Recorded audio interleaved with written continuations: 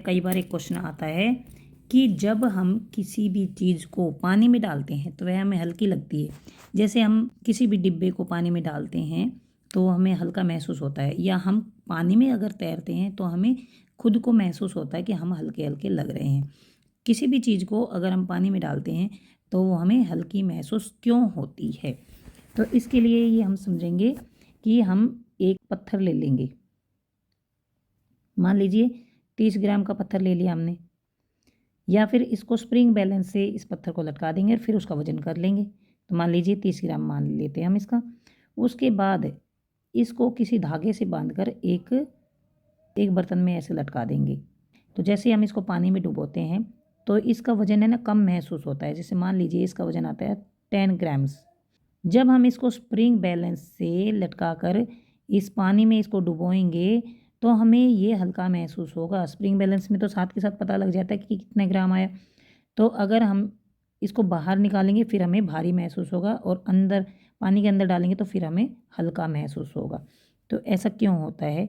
क्योंकि कोई भी फ्लड, लिक्विड्स और गैसेज, इनको बोलते हैं, इकट्ठा बोल देते हैं फ्लड।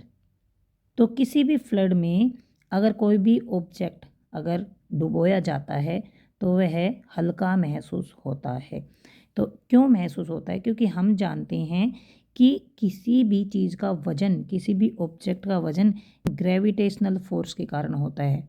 किसी भी ऑब्जेक्ट के ऊपर एक फोर्स लगता है नीचे की तरफ, जिससे हमें वह भारी लगती है। ये पत्थर हमें ग्रेविटेशनल फोर्स के कारण भारी लगेगा, क्योंकि कोई भी ऑब्जेक्ट जो होता है उसके ऊपर ग्रेविटेशनल फोर्स लगता है, अर्थ उसको अपनी तरफ खींचती है, उससे हमें उस ऑब्जेक्ट में वजन महसूस होता है।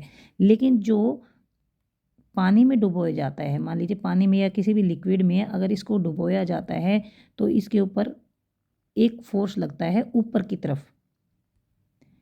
ऊपर की तरफ ये जो लिक्विड है ये ऊपर की तरफ एक फोर्स लगाता है, और ये जो फोर्स होता है ये होता है बुयंट फोर्स होता है। बुयंट फोर्स जो है वो लिक्विड या गैसेस के द्वारा इस ऑब्जेक्ट पर ऊपर की तरफ लगता है, जो ऑब्जेक्ट इसमें डुबोया जाता है।